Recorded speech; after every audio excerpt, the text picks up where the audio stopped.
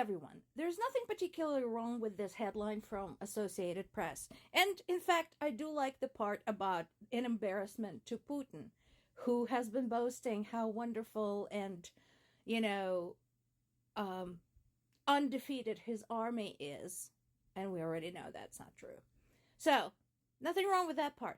But the part about how it will affect the course of war.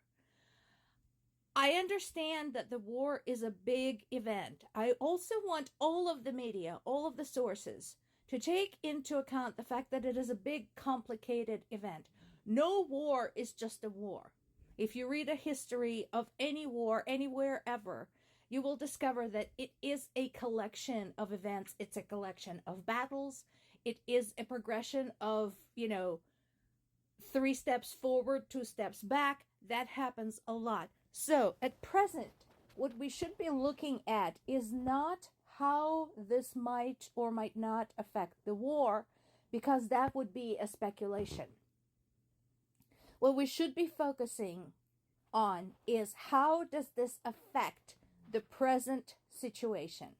We all know where the action is. We all know what the situation is. Let's focus on that, because it's changing this particular layout that will supply us with additional data to think about how this affects the war. Meanwhile, yes, it is very true that Ukraine's incursion into the Kursk region is a huge embarrassment to Putin, and he doesn't like to be embarrassed. As a typical dictator, he wants his power and his authority, his reputation, unshakable. And this puts a big crack into it. So, and, not surprisingly, despite being bombed every day, Ukrainian people were cheering on as Ukrainian armed forces penetrated farther and farther into Russian territory. Associated Press has a really good summary of how the attack unfolded. So far, it's been going on for 5 days, and 5 days is a significant amount of time in wartime.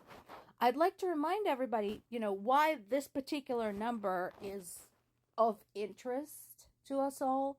That's about the amount of time that Putin initially allotted for his troops to reach Ukraine's capital, Kyiv, after they invaded Ukraine.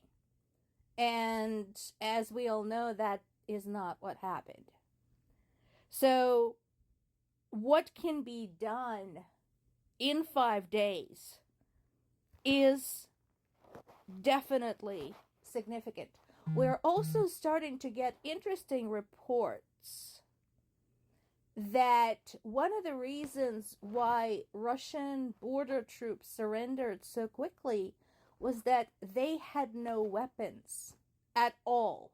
Now, I want you to imagine U.S. border guards at even the Canadian border, where, we're friends with Canada, people go back and forth all the time. They are fucking armed.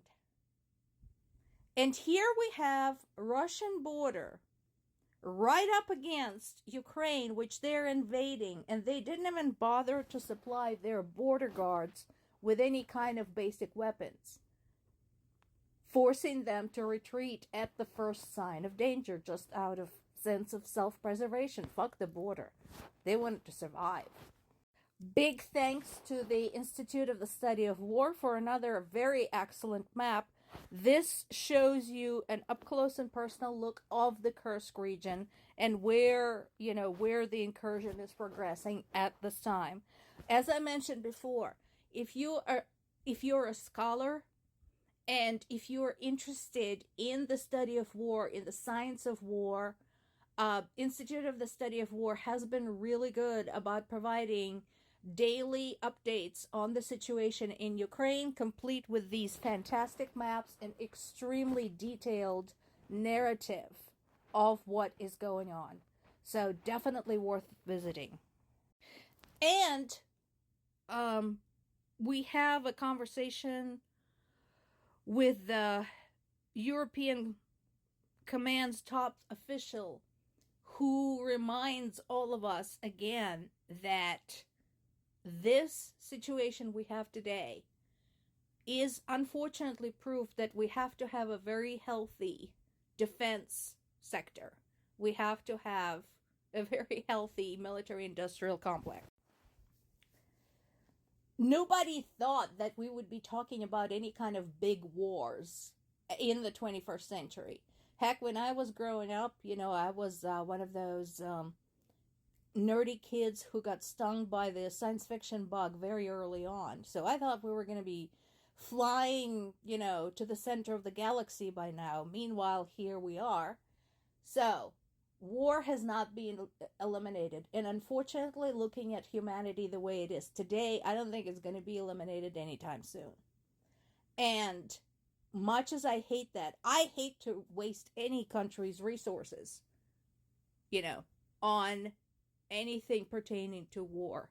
But Mr. Putin and the likes of him have shown us that this continues to be necessary. Until those kinds of regimes are eliminated, and until their own people overthrow them, we're going to need defense industry. So it looks like AP has been posting updates with photographs through the course of the night, and talking about Russia's counter-terrorism operation. Sweetie, it's not terrorism when it's self-defense. We said this many, many times. Leave Ukraine alone. Get the fuck out of there, and it all stops. It's as simple as that. So, they've declared anti-terrorist measures in the 3 border regions, Kursk, Bryansk, and Belgorod. So whatever that means, because we know that any sort of measures, when they're passed down like that from the highest level of the government to the very local levels, they have trouble implementing those. And in the neighboring Belarus, they're saying they shut down unspecified objects launched from Ukraine. So this makes me wonder exactly what they're talking about. Are they talking about drones, or are they talking about balloons, kids' flying toys, or some stupid pigeons that for some inexplicable reason decided to fly over from Ukraine into Belarus? We'll never know. It's unspecified objects. These are more photos from the ground. So again, and we've seen big plumes of smoke from substations there, things like that. At this point, after 2.5 years of this nonsense, we all jokingly call this a grass fire, because that's usually what Russian media goes to when they don't know what got hit, where, and why. And then there is this. Russia's top brass. Do you remember Boris Nemtsov? Boris Nemtsov was possibly the last of real Russian dissidents, and he was shot and killed. This man was arrested for his murder. Although I seriously wonder if he was the real culprit.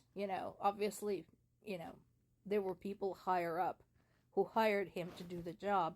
But now, like so many other Russian murderers, rapists, and thieves, he signed a contract to go fight in Ukraine. Well, fine. Ukrainian people will take care of him and turn him into a nice big sunflower for you too. Send us a thank you note. This, again, is very, very non-specific. What are you talking about, Russia? Possibly there's going to be curfews, there's going to be, evacuations, etc.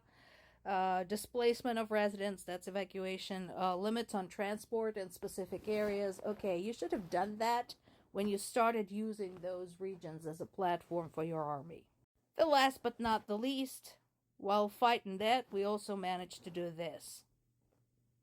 Russia, you really should get your shit out of the Black.